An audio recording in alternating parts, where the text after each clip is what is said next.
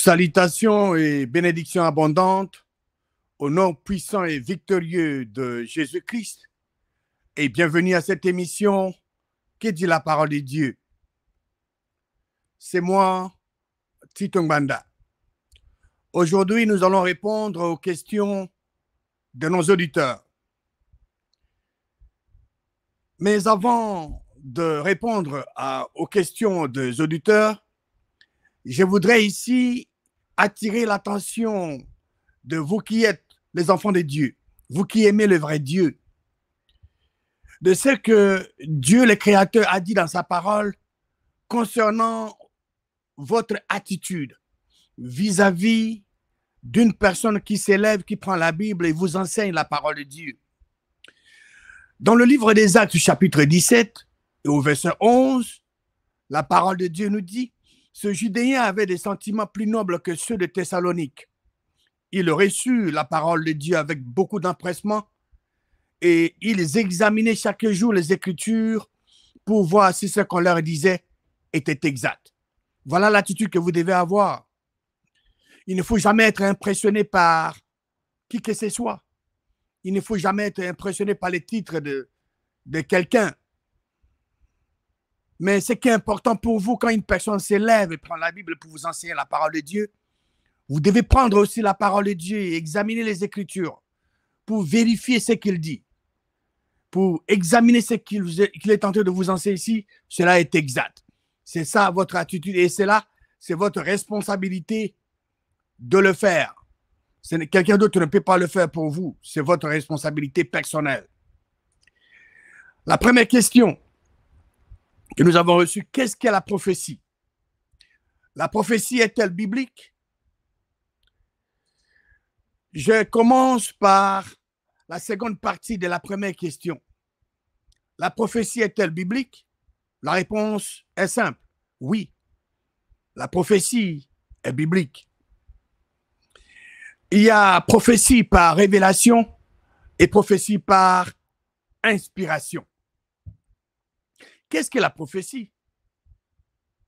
La prophétie, c'est une de 9 manifestations du Saint-Esprit qui console, qui exhorte et qui édifie les croyants. 1 Corinthiens chapitre 12, de versets 7 à 10, nous donne la liste de 9 manifestations du Saint-Esprit et parmi lesquelles il y a la prophétie. La prophétie dans l'Ancien Testament était par révélation. Mais la manifestation de prophétie depuis le jour de la Pentecôte est par inspiration. Nous allons dans le livre de 2 Pierre chapitre 1, 2 Pierre chapitre 1, et nous allons lire le verset 21. Car ce n'est pas par une volonté d'homme qu'une prophétie a jamais été apportée, mais c'est poussé, c'est incité par le Saint-Esprit que des hommes ont parlé de la part de Dieu. Cette manifestation du Saint-Esprit, appelée prophétie, a été opérée dans l'Ancien Testament, comme je venais de le dire, par révélation.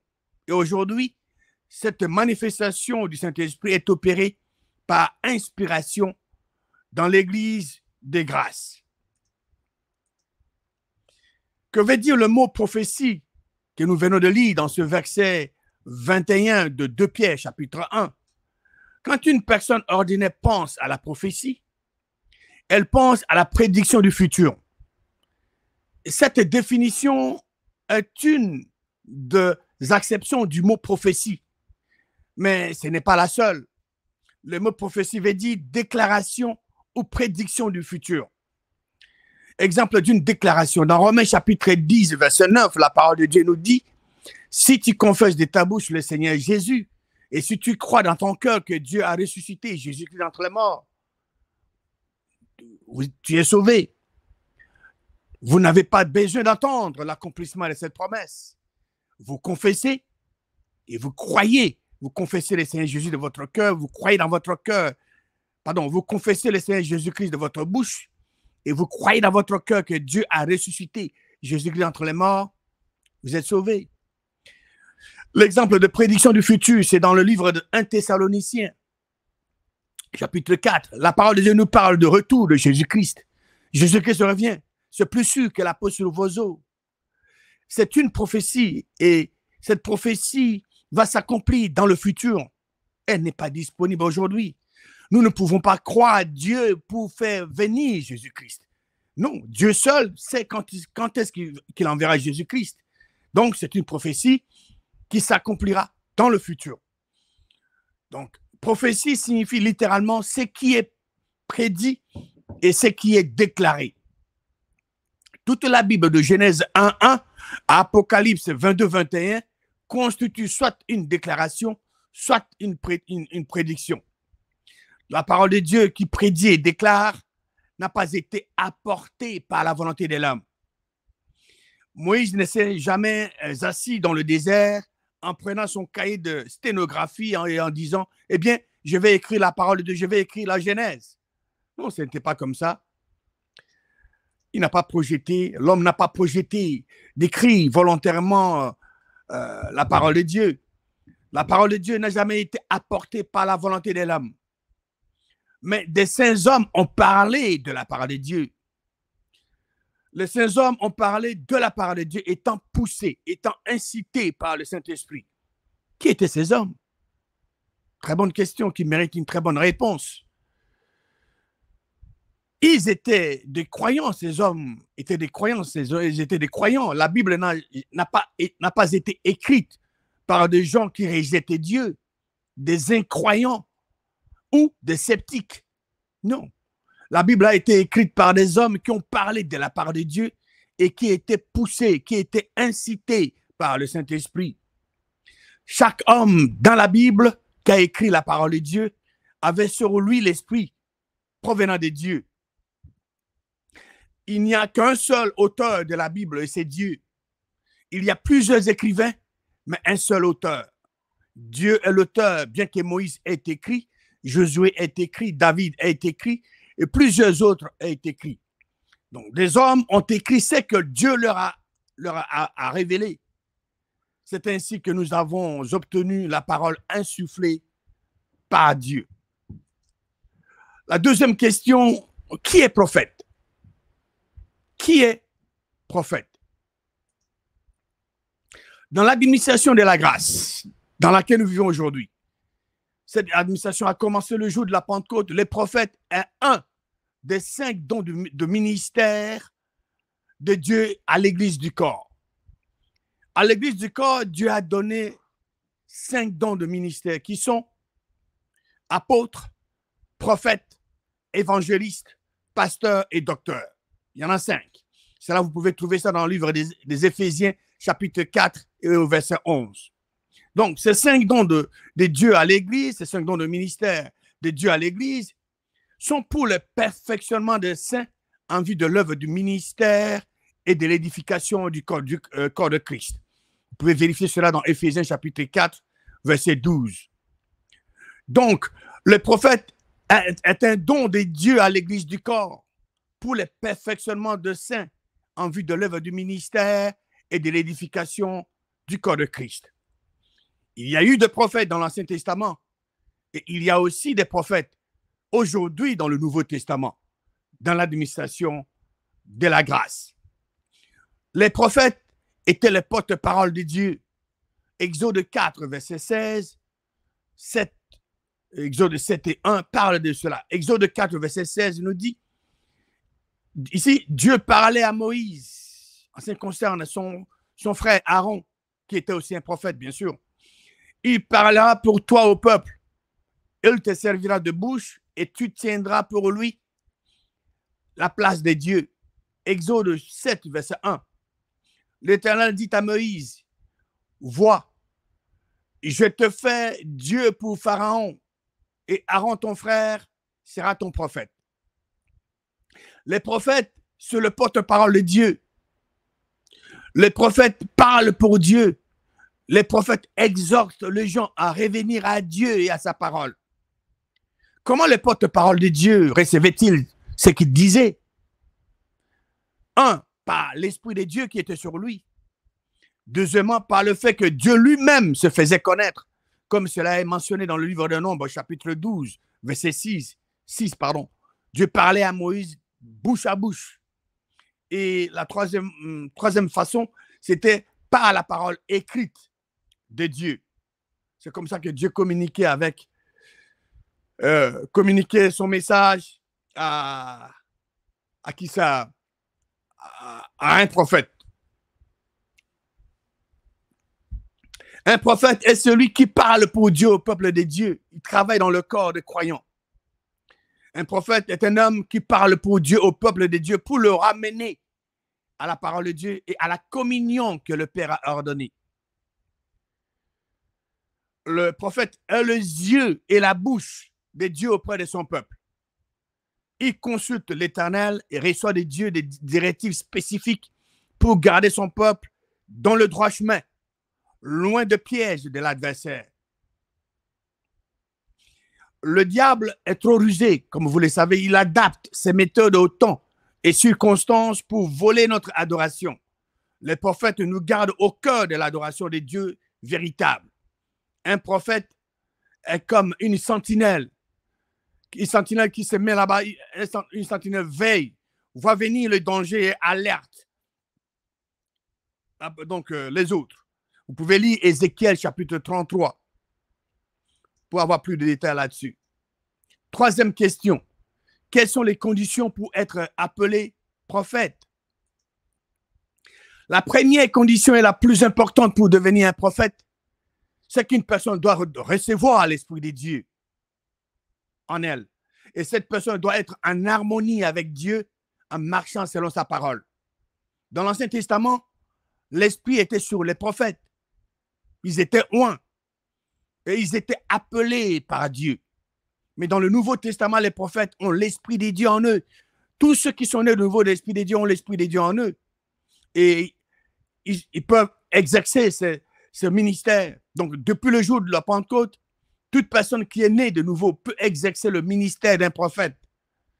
Toute personne qui est née de nouveau reçoit les dons du Saint-Esprit. Et à partir de ces dons du Saint-Esprit, cette personne peut opérer 9 manifestations du Saint-Esprit et 5 dons. Cette personne peut aussi exercer les 5 dons du ministère, donc 5 dons de ministère.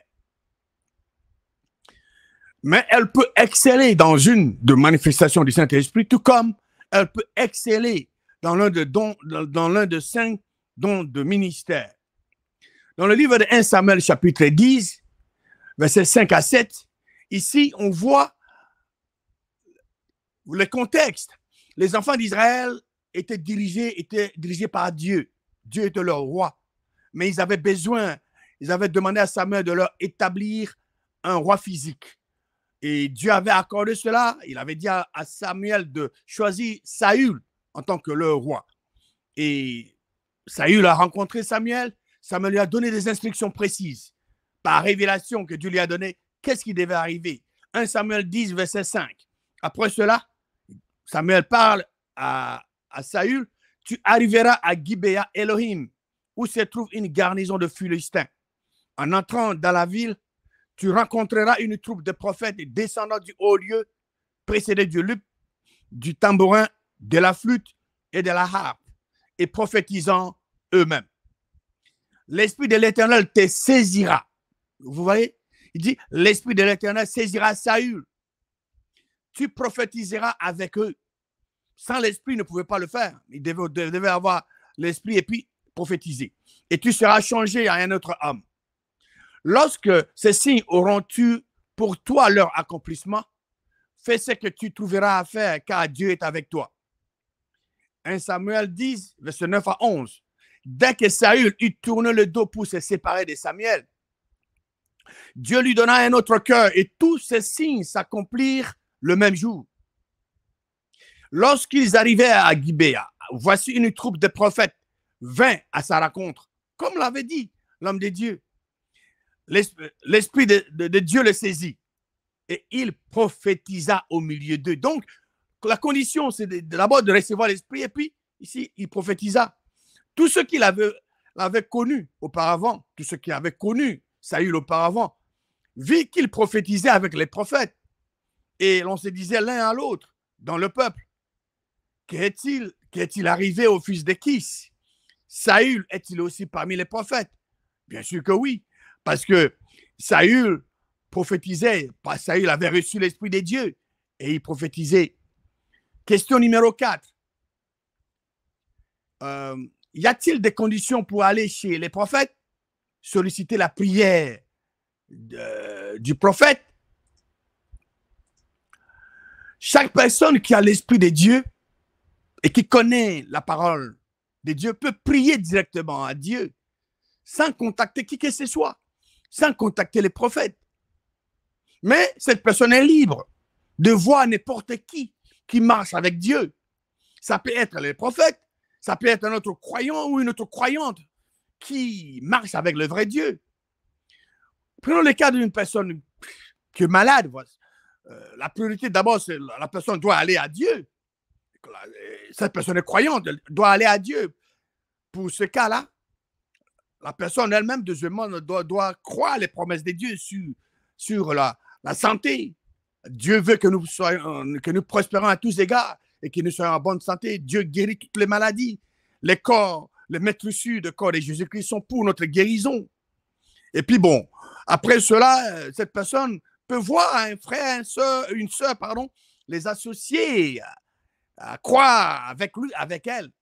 Voilà. Donc, ces 3 étapes peuvent être combinées dans quelques minutes. C'est ça. Et puis bon, après, la personne peut aller voir un médecin. Prenons l'exemple de l'apôtre Paul que Jésus-Christ a rencontré en cours de route. Il était sur la route de Damas. L'apôtre Paul, à ce moment-là, il était seul. Il est devenu aveugle. Bon, il devait être guéri. Dieu n'avait pas envoyé un apôtre ou un prophète ou un dirigeant de l'Église. Mais qui Dieu avait envoyé pour apporter la guérison à Paul? C'était un disciple appelé Ananias. C'est Ananias qui est allé administrer la guérison à l'apôtre Paul. Vous pouvez lire ça dans le livre des Actes, chapitre 10. Pardon, Actes, chapitre 9, de verset 10 à 16. Vous pouvez lire ça pour vous-même. Et vous pouvez lire Jacques, chapitre 5, verset 13 à 15. Mais voyons un exemple dans la parole de Dieu. Ici, l'exemple d'une femme, d'un prophète, qui avait besoin. Elle ne voulait pas que ses 2 enfants deviennent des esclaves d'un créancier. C'est dans la parole de Dieu, 2 Rois 4, verset 1 à 7. Une femme d'entre les femmes de fils de prophète cria à Élisée en disant, cette femme était une femme de prophète. Elle a crié à Élisée qui était aussi un prophète, en disant, ton serviteur, mon mari, est mort. Et tu sais que ton serviteur craignait l'Éternel. Or, les créanciers sont venus pour prendre mes 2 enfants et en faire ses esclaves. Élisée lui dit, que puis-je faire pour toi? Dis-moi, qu'as-tu à la maison? Elle répondit, ta servante n'a rien du tout à la maison qu'un vase d'huile. Et il dit, et le prophète il dit à la femme, va demander au dehors des vases chez tous tes voisins, des vases vides, et n'en demande pas un petit nombre. Verset 4. Quand tu seras rentré, tu fermeras la porte sur toi et sur tes enfants. Tu verseras dans tout ce vase et tu mettras de côté ceux qui seront pleins. Alors, elle le quitta. Elle ferma la porte sur elle et sur ses enfants. Il lui présentait les vases et elle versait. Lorsque les vases furent pleins, elle dit à son fils, présente-moi encore un vase. Mais il lui répondit, il n'y a plus de vase. Et l'huile s'arrêta. Cette femme alla le rapporter à l'homme de Dieu. Elle est allée faire le rapport. Et l'homme de Dieu dit, va vendre l'huile et paie ta dette. Et tu vivras, toi et tes fils, de ce qui restera. Vous voyez, Dieu apporte la solution au problème. C'est ça le Dieu le créateur. Il y a un problème. Qu'est-ce que Dieu a fait? Dieu a apporté la solution. Et la solution de Dieu apporte la paix. Cette paix, ça a apporté la paix à cette dame. Question numéro 5, 5e question. À quel moment peut-on prophétiser? À quel moment peut-on prophétiser? Il y a prophétie par révélation, comme je vous l'ai dit. Et ça, c'est la prérogative des dieux. Vous ne pouvez pas demander à Dieu de vous donner une révélation. Ça, c'est sa prérogative. Et il y a aussi prophétie comme manifestation de l'esprit par inspiration dans une réunion de croyants. Et tout se fait dans l'ordre, dans la bienséance. Exemple des prophètes Agabus en Actes chapitre 11, verset 28. Verset 11, verset 28. L'un d'eux, nommé Agabus, se leva et annonça par l'esprit qu'il y aurait une grande famine sur toute la terre. Et qu'est-ce qui est arrivé? Elle arriva en effet sous Claude. Acte 21, verset 8 à 11. Nous partîmes le lendemain et nous arrivâmes à Césarée. Étant entrés dans la maison de Philippe, l'évangéliste, qui était l'un de sept, nous logeâmes chez lui. Il y avait 4 filles vierges qui prophétisaient. Comme nous étions là depuis plusieurs jours, un prophète nommé Agabus descendit de Judée et vint nous trouver. Il prit la ceinture de Paul, il prit la ceinture de l'apôtre Paul, se lia les pieds et le main et dit, voici ce que déclare le Saint-Esprit. L'homme à qui appartient cette ceinture, les Judéens le lieront de la même manière à Jérusalem et le livreront entre les mains de païens. Le prophète Agabus avait prophétisé ici par révélation. Dieu lui a donné l'information et lui a donné la manière, comment il devait communiquer cela. C'est ce qu'il a dit, c'est ce qu'il a fait. Et cela est arrivé. Paul était presque mort à Jérusalem. Acte 21, verset 30 à 32. Il est dit, toute la ville fut émue et le peuple accourut de toutes parts. Ils se saisirent de Paul et les traînèrent hors du temple, dont les portes furent aussitôt fermées. Comme ils cherchaient à les tuer. Ils cherchaient à tuer qui? Paul. Les bruits vinrent au tribun de la cohorte que tout Jérusalem était en confusion. À l'instant, il prit des soldats et des centeniers et courut à eux. Voyant les tribuns et les soldats, ils cessèrent de frapper Paul. Vous voyez? Paul allait mourir. Question numéro 6. Sixième question. Comment découvrir la vraie et la fausse prophétie? Comment découvrir la vraie et la fausse prophétie? C'est ça la question. La vraie prophétie est du vrai prophète, du vrai Dieu. La fausse prophétie vient de faux prophètes. S'il y a de fausses prophéties, il doit y avoir de faux prophètes. Et c'est ce que Dieu nous dit dans sa parole. Dieu dit qu'il y a eu parmi le peuple de faux prophètes. 2 Pierre 2, verset 1 dit, il y a eu parmi le peuple de faux prophètes. Et il y aura de même parmi vous de faux docteurs qui introduiront des sectes pernicieuses et qui, régnant le maître qui les a rachetés, attireront sur eux une ruine soudaine. Dans 1 Jean 4, verset 1, il est dit, bien-aimés, n'ajoutez pas foi à tout esprit, mais éprouvez les esprits pour savoir s'ils sont des dieux, car plusieurs faux prophètes sont venus dans le monde. Car combien de faux prophètes sont venus dans le monde? La parole de Dieu nous dit que plusieurs faux prophètes sont venus dans le monde. Jésus-Christ lui-même avait dit qu'il y a de faux prophètes. Il a dit ça dans le livre de Matthieu, dans l'évangile de Matthieu, chapitre 7, et au verset 15. Il dit, gardez-vous des faux prophètes. Ils viennent à vous en vêtements de brebis, mais au-dedans d'eux, ce sont de loups ravisseurs. Jésus a dit que vous devez vous garder de faux prophètes. C'est très important. Pour découvrir la vraie et la fausse prophétie, nous devons connaître la parole de Dieu. C'est très important. Allons dans le livre de Deutéronome, chapitre 18, et nous allons lire ce que la parole de Dieu nous dit à ce sujet. Deutéronome 18, versets 21 et 22. Peut-être diras-tu dans ton cœur, comment connaîtrons-nous la parole que l'Éternel n'aura pas dite? Verset 22. Quand ce que dira le prophète n'aura pas lieu et n'arrivera pas, ce sera une parole que l'Éternel n'aura point dite. C'est par audace que le prophète l'aura dite. N'aie pas peur de lui. Il y a des gens qui se disent des prophètes. Ils prophétisent, mais leurs prophéties ne s'accomplissent pas. Un prophète dit à un jeune homme, l'année prochaine, tu vas avoir un meilleur travail. Ou à une jeune femme, l'année prochaine, quelqu'un va venir de l'Europe pour te marier.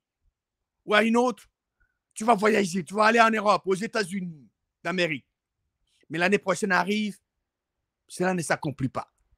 C'est ça, fausse prophétie par les faux prophètes. Voyons l'exemple d'une vraie prophétie prononcée par un vrai prophète de Dieu.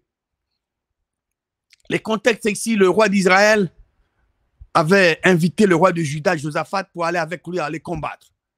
Arrivé là-bas, bon, le roi d'Israël avait préféré se déguiser, mais du côté du roi de Syrie, il avait donné des ordres précis à ses hommes de chercher le roi.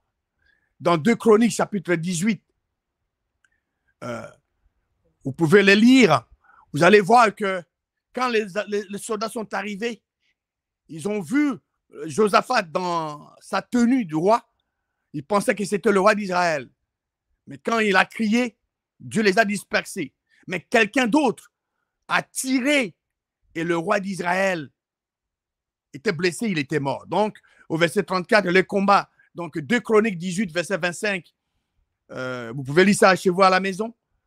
Donc, les combats devinrent acharnés ce jour-là. Le roi d'Israël fut retenu dans son char en face des Syriens jusqu'au soir et il mourut vers le coucher du soleil. Parce que l'homme de Dieu avait dit que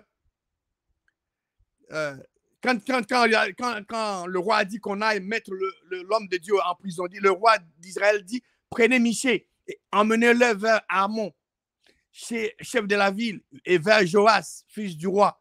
Vous direz ainsi par le roi, mettez cet homme en prison et nourrissez-le du pain et de l'eau d'affliction jusqu'à ce que je revienne en paix. Et Michée, le vrai prophète de Dieu, dit, si tu reviens en paix, l'Éternel n'a point parlé par moi. Il dit encore, vous tous, peuple, entendez. Et cette prophétie est arrivée, donc le roi n'est pas rentré en paix. Il était mort. Donc, c'est très important. 7e question. Dans une famille où il y a un sorcier, le prophète peut-il dénoncer le nom du sorcier en question? Le vrai Dieu ne fait pas de dénonciation. Si Dieu vous fait voir quelque chose, un danger, Dieu vous donne la solution. Dieu ne va pas vous dire tout ça. Hey, les gens qui vont prendre l'avion, l'avion va tomber. Non, Dieu va vous donner la solution. Il faut empêcher l'avion de se décoller. Dieu est un Dieu de solutions. Vous pouvez lire dans le livre des Actes, chapitre 8, versets 4 à 11. Vous allez voir que les disciples étaient dispersés après la persécution d'Étienne. Philippe était descendu dans la Samarie, il enseignait l'exactitude de la parole de Dieu. Mais au verset 9, il est dit qu'il y avait auparavant dans la ville un homme nommé Simon qui s'est donné pour un personnage important exercer la magie, donc la sorcellerie, et provoquer l'étonnement du peuple de la Samarie. Tous, depuis le plus petit jusqu'au plus grand, l'écoutaient attentivement et disaient, celui-ci est la puissance des dieux, celle qui s'appelle la grande. Voilà. Il est dit. Mais quand ils eurent cru à Philippe, parce qu'il a la parole de Dieu il écoutait attentivement parce qu'il les avait longtemps étonnés par ses actes de sorcellerie, de magie. Mais quand ils eurent cru à Philippe, qui leur annonçait la bonne nouvelle du royaume des dieux et du nom de Jésus-Christ, hommes et femmes s'est fait baptiser. Simon lui-même, le sorcier, crut. Et après avoir été baptisé, il ne quittait plus Philippe. Et il voyait avec étonnement le miracle, les grands prodiges qui s'opéraient. Voilà.